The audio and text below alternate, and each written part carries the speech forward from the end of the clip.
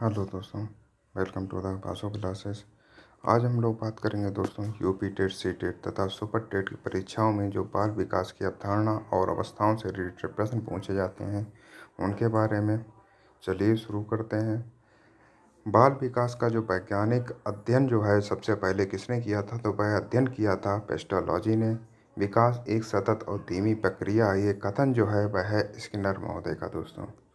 शिशुअवस्था में सीखने का आदर्श काल जो किसने माना है, तो वह माना है वैलेंटाइन ने। बालक का मस्तिष्क जो है वह कोरी स्लेट होता है, ये कथन जो है वह है जॉन लॉक का। तथा बालक का मन कोरा कागज है, ये कथन जो है वह है दोस्तों रूसो का। किस अवस्था को गैंग एज या टोली की अवस्था कहा जाता है, तो वह अवस्था है बाल्यावस्था। मिथ्या परिपक्वता का जो काल है किसने कहा है, तो वह कहा है रॉस ने। और इसे कहा है बाल्यावस्था को दोस्तों। किशोरावस्था को जीवन का सबसे कठिन काल किसने माना है, तो वह माना है किलपैट्रिक ने। संवेगात्मक विकास का अनोखा काल किस अवस्था को कहा जाता है, तो दोस्तों बाल्यावस्था को जो है संवेगात्मक विकास का अनोखा काल कहा जाता है, ये कथन जो है वह है कोल एवं ब्रूस का। बालक के जो हाथ पैर और आँख जो है उसके प्रारंभिक शिक्षक हैं, ये कथन जो है वह है दोस्तों रूसो का। नवजात शिशु में हड्डियों की संख्या लगभग कितनी होती है, तो वह होती है लगभग 270। स्वप्रेम की भावना जो है किस अवस्था में प्रबल होती है दोस्तों, तो वह अवस्था है शैशवावस्था। इसमें बालक जो है स्वयं से प्रेम करता है। बात करेंगे उत्तर प्रदेश में शिक्षक भर्ती के लिए अनिवार्य परीक्षा जो है वह कौन सी है, तो दोस्तों वह है यूपी टेट, सी टेट और सुपर टेट, ये कंपलसरी है दोस्तों। बात करेंगे वंशानुक्रम की इकाई क्या कहलाती है, तो दोस्तों वह कहलाती है जीन्स। लड़कों में जो मातृ प्रेम ग्रंथि को फ्रायड ने क्या नाम दिया है, तो उसको दिया है ओडिपस कॉम्प्लेक्स। तथा लड़कियों में पितृ प्रेम ग्रंथि को जो नाम दिया गया है वह है इलेक्ट्रा कॉम्प्लेक्स। किशोरावस्था में आकस्मिक विकास का जो सिद्धांत है वह किसने दिया है, तो वह दिया स्टैनले हॉल ने, और यह दिया है 1904 में। क्रमिक विकास का सिद्धांत किसने दिया है, तो वह दिया थॉर्नडाइक और किंग ने दोस्तों। सैम्पसन के अनुसार खेल क्या है, तो दोस्तों खेल एक प्रकृति आनंददायक जन्मजात प्रवृत्ति है। शिशु के मस्तिष्क के वजन की बात की जाए तो वह होता है लगभग 350 ग्राम। तथा स्वस्थ जो वयस्क मनुष्य होता है उसके मस्तिष्क का वजन जो होता है वह लगभग 1350 से 1400 ग्राम होता है। किस अवस्था में संवेग जो है सबसे तीव्र और अस्थिर होते हैं, तो दोस्तों किशोरावस्था में जो है तनाव तथा उथल पुथल की अवस्था कहा है वह कथन जो है स्टैनले हॉल का। इसमें जो संवेग होते हैं सबसे तीव्र और अस्थिर होते हैं। बालक का समाजीकरण कहाँ से प्रारंभ होता है, तो दोस्तों उसका घर परिवार से जो है बालक का समाजीकरण प्रारंभ हो जाता है। तथा प्राथमिक समाजीकरण की जो एजेंसी है वह है दोस्तों परिवार और मित्र। द्वैध या द्वितीयक प्रमाणी जो समाजीकरण की संस्था है वह है दोस्तों स्कूल, मीडिया और धार्मिक स्थल। बात करेंगे प्रमुख सिद्धांत और प्रतिपादन से रिलेटेड क्वेश्चन के बारे में। संज्ञानात्मक विकास या विकासात्मक जो सिद्धांत दिया था वह दिया था दोस्तों जीन पियाजे ने। तथा इन्होंने अपने बच्चों पर ही प्रयोग किए थे। बात करेंगे जीन पियाजे जो है वे कहाँ के वैज्ञानिक थे, तो दोस्तों वह थे स्विट्जरलैंड के मनोवैज्ञानिक। तथा पियाजे के अनुसार जो स्कीमा है वह क्या है, तो दोस्तों मस्तिष्क में जो संगठित जो ज्ञान होता है, वह संगठित ज्ञान जो होता है पैकेटों के रूप में एकत्रित होता है, उसको स्कीमा कहा जाता है। तथा आत्मसात्मीकरण जो है उसका क्या अर्थ होता है, जब दोस्तों जब नए ज्ञान में जब पुराने ज्ञान को सीधा जोड़ दिया जाएगा तो वह आत्मसातीकरण कहलाएगा। लेकिन जहाँ पर नई जानकारी के कारण जो उसकी पुरानी जानकारी अर्थात जो पुराना स्कीमा बना हुआ है उसमें बदलाव कर दिया जाएगा तो वह समायोजन कहलाएगा। जीन पियाजे की पूर्व संक्रियात्मक अवस्था की जो अवधि की बात की जाए तो वह 2 से 7 वर्ष की अवस्था। संरक्षण का जो अभाव है किस अवस्था में होता है, तो दोस्तों पूर्व संक्रियात्मक अवस्था में जो है संरक्षण का अभाव होता है। तार्किक चिंतन की शुरुआत पियाजे की किस अवस्था में होती है, तो दोस्तों मूर्त संक्रियात्मक अवस्था जो 7 से 11 वर्ष की अवस्था होती है, इसमें जो है बच्चा तार्किक चिंतन जो है आरंभ कर देता है। तथा अमूर्त चिंतन की जो अवस्था कहलाती है जिसको औपचारिक संक्रियात्मक अवस्था कहा जाता है वह होती है 11 वर्ष से ऊपर की अवस्था। बात करेंगे सामाजिक सांस्कृतिक सिद्धांत जिसको किसने दिया था, तो वह दिया था लेव वाइगोत्स्की ने। वाइगोत्स्की जो है वे कहाँ के निवासी थे, तो दोस्तों वह थे रूस के निवासी। निजी संवाद जो प्राइवेट स्पीच जो है वाइगोत्स्की ने उसको क्या माना है, तो दोस्तों बच्चे खुद के कार्यों को दिशा देने का साधन माना है।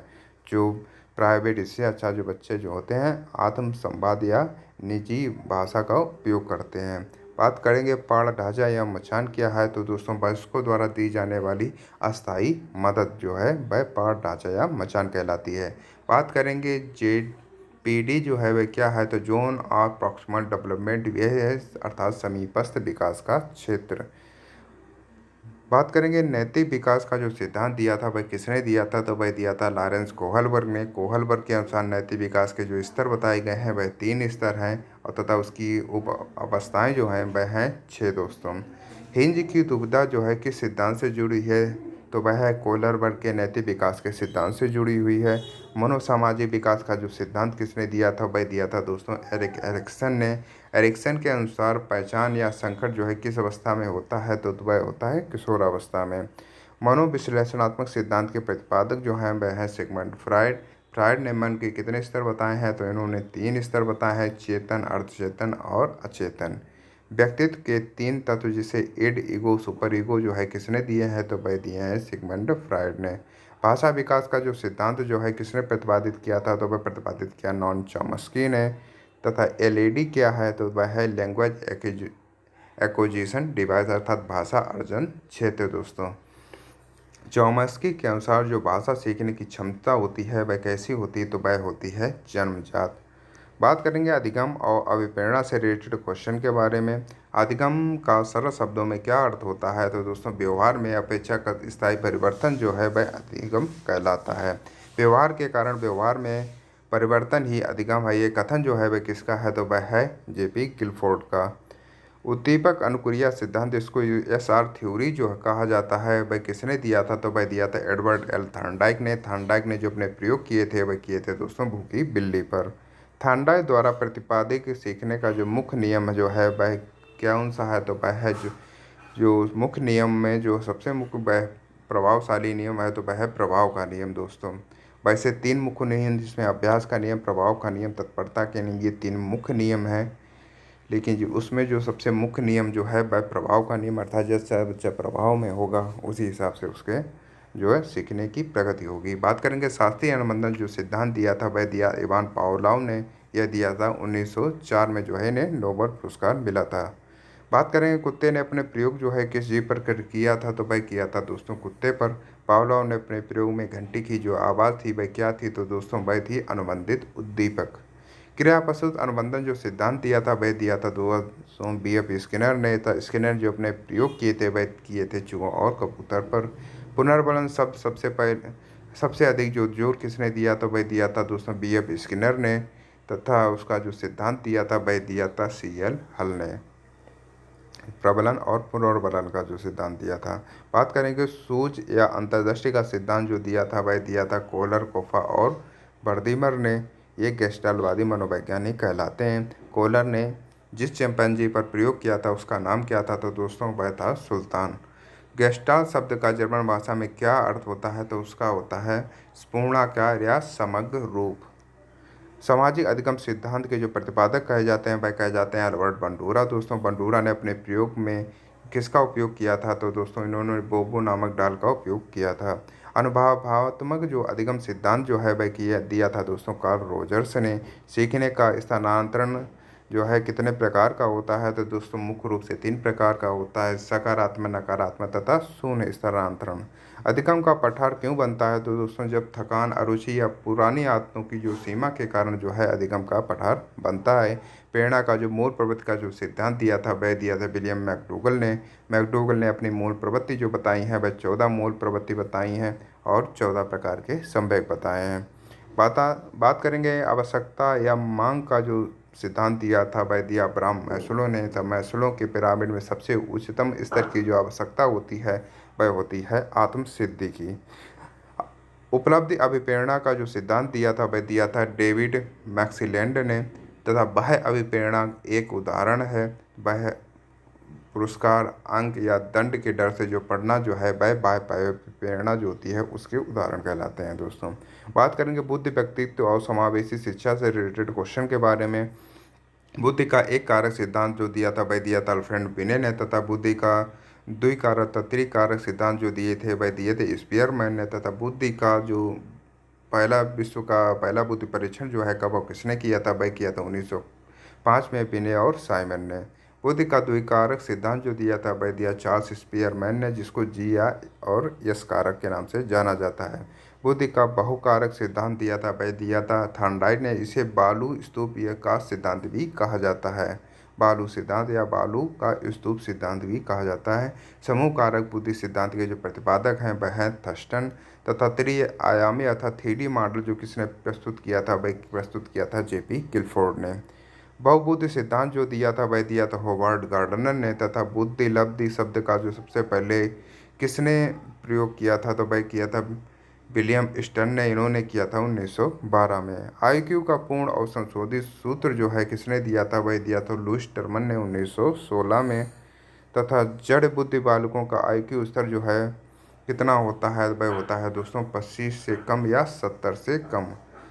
सामान्यता जो है वह 25 से कम होता है। प्रतिभाशाली बालकों की बुद्धि लब्धि आईक्यू कितनी होती है, तो वह होती है 140 से अधिक।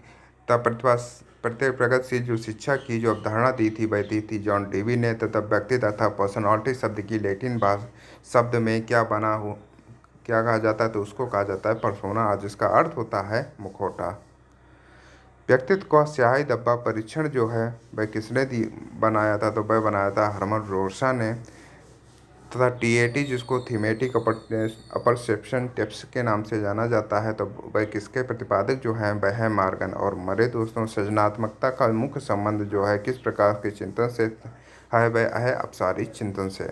ब्रेन स्टॉर्मिंग जिसको मानसिक उद्वेलन तकनीक का जो प्रयोग किसके लिए होता है, तो दोस्तों बच्चों में रचनात्मक और समस्या समाधान बढ़ाने के लिए जो है इसका उपयोग होता है।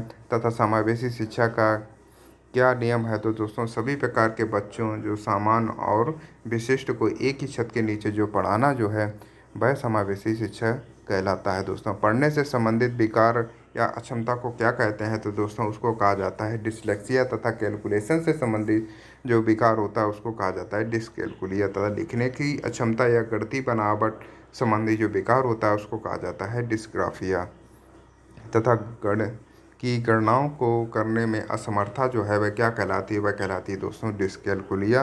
तथा एचडी का जो पूरा नाम क्या है, तो वह है attention deficit hyper activity disorder, अर्थात ध्यान अभाव अतिशीघ्रता विकार। दोस्तों बात करेंगे ऑटिज्म से पीड़ित बच्चे को क्या कठिनाई होती है, तो दोस्तों दूसरों के जो संवाद अर्थात कम्युनिकेशन और सामाजिक मेलजोल करने में जो है उसको परेशानी होती है। बात करेंगे एनसीएफ 2005 जो है नेशनल करिकुलम फेयरबुक, उसका जो विस्तृत रूप है वह राष्ट्रीय पाठचर्या रूपरेखा है हिंदी में। दोस्तों बात करेंगे शिक्षा बिना बोझ के लर्निंग विदाउट बॉर्डर किस समिति की सिफारिश थी, तो दोस्तों ये एस्पाल समिति की सिफारिश थी। यह 1983 में जो इसका एनसीएफ जो था इसका मुख्य आधार बना था। दोस्तों अगर दोस्तों ये आपको वीडियो पसंद आए तो वीडियो को लाइक करें, चैनल को सब्सक्राइब करें तथा अपने सुझाव देने के लिए कमेंट करना बिल्कुल भी ना भूलें। धन्यवाद।